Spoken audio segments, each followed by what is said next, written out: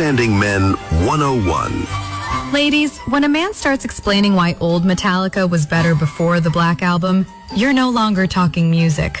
You just stepped into unresolved emotional history. Women here, everything after Injustice for All sucked. What men are actually saying, that was the last time life felt manageable before mortgages, blood pressure medication, and my coworker Derek started saying synergy. Men don't organize memories by years. They organize them by albums. A woman says, we were so happy in 1991. A man says, that was the Black Album summer. That's how male brains work. It's less emotions, more soundtrack licensing. And when a man puts on Master of Puppets at full volume in the garage, he's not trying to escape responsibility. He's trying to remember who the hell he was before life became passwords, deductibles, and apologizing for his tone every 6 minutes. And that's Understanding Men 101. 7 degrees, sunny and a high of 79 today. A good deed should not just be thrown out because you enjoyed a punishment phase on top of it. Good morning. It's the Prospector Show on Rock 107. Now, yesterday, Northeast PA found me guilty in the Am I a Jerk voting. And this morning, I'm filing an appeal. Not because I deny the facts. I paid for the mozzarella sticks. I made the person drive back. Then I told her she was good. That happened. But this case, it's not so simple. You know what I'm saying, Kate? I hear what you're saying. I don't know if I believe it. So my friend left dinner early, didn't pay for her mozzarella sticks. I noticed, checked with the bartender, paid her bill. Then she called and said, I didn't pay my bill. I'm like, you got to come back and pay for it. Turned around, drove back, walked in. I'm like, nah, I already took care of it. You're good. NEPA pretty solidly decided that you were a jerk, by the way. Yeah, that's true. This morning, the next day appeal. Let's begin with some defense. Some callers who had my back. Finally, somebody in this courtroom who does care what I do. Yeah, definitely not a jerk. Not a jerk. I mean, look, she got free mozzarella sticks, right? Not a jerk. Not a jerk. That's somebody who understands appetizer laws. She got free mozzarella sticks, Kate. What do you want? Appetizer law? Is that what we're calling a reasonable juror? Did I make her drive back? Yeah. Did she have to pay? No. Did this restaurant get its money? Yes. Did I enjoy the reveal a little too much? Probably. But now, enjoying justice doesn't make justice illegal, does it, Kate?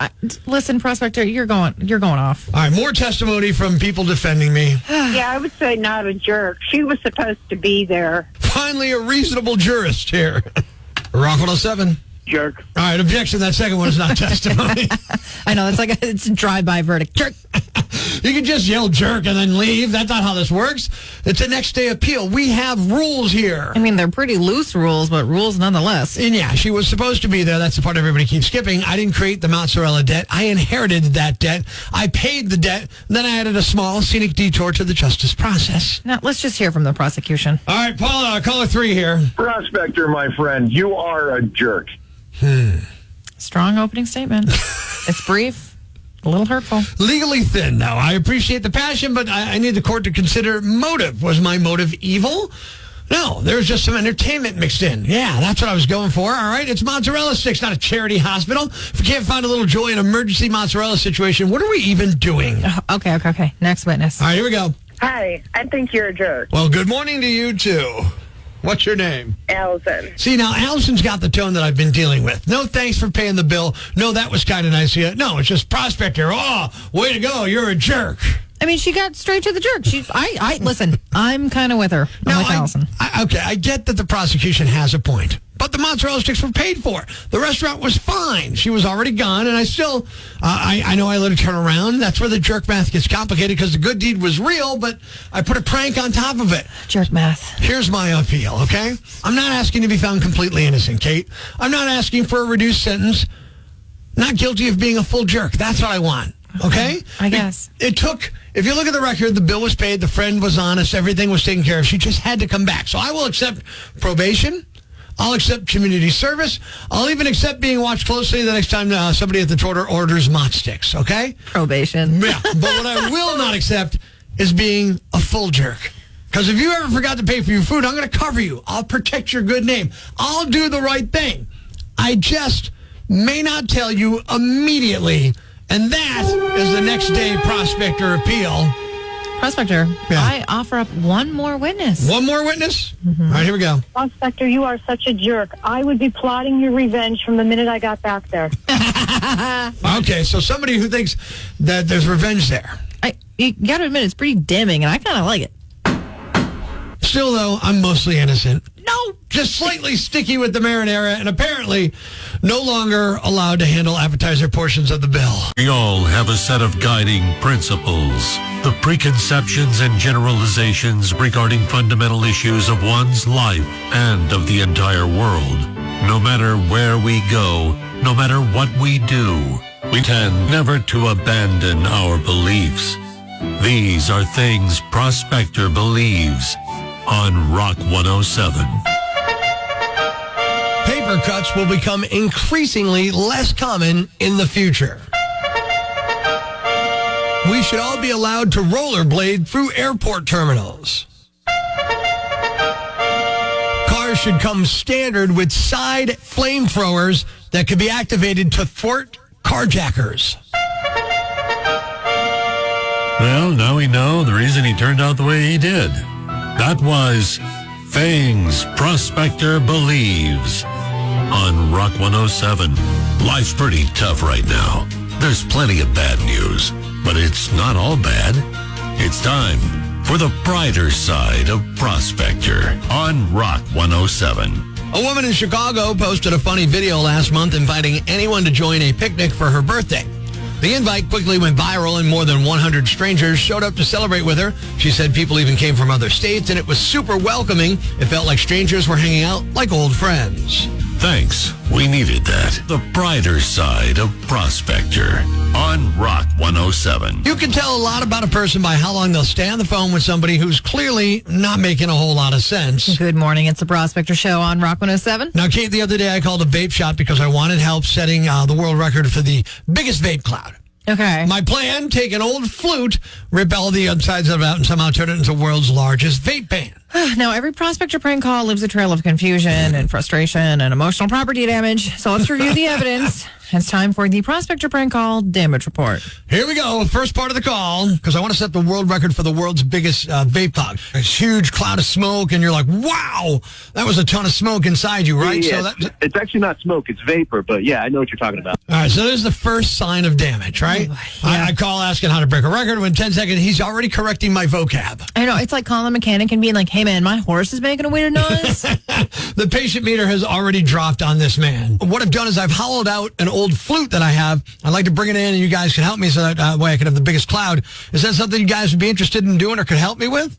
I can help set you up with the new vape system. You don't need a flute. Well, look, it's not a flute anymore. I hollowed it out. This is where Jake realizes he's no longer having a normal conversation with a customer. Well, most people would hear I hollowed out a flute and immediately just end the call. Right. Jake stayed pretty professional. Yeah, honestly, that might have been his biggest mistake of the entire time. Obviously, for the biggest cloud, you need the biggest pen, and that's my thing. No, that's actually not how that works at all. There's actually vaping competitions, and none of those guys have a flute, a hollowed-out flute, because you don't need one of those. So there was the first direct collusion between science and confidence. Well, Jake was bringing the facts to you. I brought enthusiasm. And as everybody who's ever argued on Facebook knows, those are considered equal. Absolutely right. The call continues. Go to any YouTube video and you will see not a single soul with a giant vaping device because you don't need that. No, I disagree. I disagree. Now, there's the breaking point in the call. This is where it could all turn, and it's not because of the flute. Because Jake has reached the point where he's using YouTube evidence to talk you out of your, homemade world record flute vape thing. Nobody prepares for that situation in customer service training. That doesn't come up. So you don't even know what you're talking about. Well, I'm sorry. How hard can it be? How hard can it be? You know? Is that you, that's my question. Is that you, practicing? Yeah, okay. So there it is. The official moment of impact. Yeah. It's not anger, not yelling. It's just exhaustion. It's the verbal equivalent of watching somebody try to put gasoline into a toaster. You know what I mean? It just doesn't make any sense. And then the last thing. Vapor, and it's not about the device size. Look, I'm about to give up. Can I just ask you one more question? Do you guys, at least, could you sell me a Prosy? What is that? It's a prank call we're playing on you right now. Oh, man. See, in the end, Jake took it like a champ. He spent a lot of time on the phone trying to explain vaping to me, who thought a bigger tube equaled a bigger cloud, which really means one thing. I mean, the biggest cloud produced during this prank call was the cloud of confusion hanging over that vape shop's head. Well, you were just that poor kid. Yeah. This week's Prospector Prank Call Damage Report on Rock 107. Believe it or not, it's been 31 years since blue M&Ms replaced tan ones. And now, there's another color change in the news involving blue and brown M&Ms. Good morning. It's the Prospector Show on Rock 107. So, Kate, in news that will make former Van Halen roadies happy, Mars is rolling out a new version of M&Ms with the artificial dyes gone. The brown ones, out. The blue ones, out. It's going to be exclusively available on Amazon starting in August. Oh, those special packs will not have any blue or brown M&Ms because they're still in the process of finding an alternative coloring option for those two. Yeah, the problem is, unlike other shades, they can't figure out a natural way to recreate the blue color, at least until now, as you'll see with today's list of top 5 ways Mars can turn M&Ms blue. Here we go. Number 5, dunk them in Smurfette's bathwater. Top 5 natural ways Mars can turn M&Ms blue. Number 4, wash them in the same load of laundry as Grover. Number 3, make them listen to The Cure. Oh, wait, I'm sorry. Wrong kind of blue. Moving on. Top 5 natural ways Mars can turn M&Ms blue. Number 2, get them a job at Best Buy. And the number 1 natural way Mars can turn M&Ms blue, deny them sex. There you have it. Ladies and gentlemen, grab the kids, call your neighbors, and gather round the radio. It's now time to announce the winner of Prospector's Yambag of the Day, as decided by you at rock107.com. We uncover the most baffling, ridiculous, pathetic, cockeyed, laughable, preposterous blunders in the world of misdeeds. Nominee number 1. There are certain things you probably shouldn't do when transporting illegal items. For example, labeling them. Deputies in Kentucky say a routine traffic investigation led to the arrest of a woman after suspected drugs and drug paraphernalia were discovered inside a vehicle. According to authorities, officers located a small pouch containing suspected narcotics and related items. That's when the case took a turn from serious to ridiculous. The bag was reportedly labeled, "Definitely not a bag full of drugs," which is the criminal equivalent of writing "not stolen" on a bicycle. Investigators say the bag did, in fact, contain items that led to drug-related charges. Nominee number 2. There are a few normal ways to respond when your neighbor asks you to keep the music down. 1, turn it down. 2, ignore them. 3, maybe mutter something under your breath. Police in Scranton say one man allegedly chose a much stranger option. Officers responded to an apartment building around 4:40 Saturday morning after a dispute over loud music. Police allege the neighbor approached the apartment, punched and kicked window screens and damaged property, then allegedly pulled his pants down and exposed himself through the window while 3 people were inside, including a 2-year-old child. He now faces charges including criminal trespass, indecent exposure, criminal mischief, and disorderly conduct. And the winner is... the woman who stored drugs in a bag labeled, "Definitely not a bag full of drugs." You're the Yam Bag of the Day, and we'll move on to Friday's Yam Bag of the Week competition. Keep it here for all the nominees for Prospector's Yam Bag of the Day, weekday mornings on Rock 107. That's your Prospector Prime Cuts podcast, the stuff we're legally allowed to replay. Thanks for listening, and remember, if you want the full experience, the stuff that almost gets us in trouble with the boss, you gotta wake up with us. Weekday mornings starting at 5:30 on Rock 107.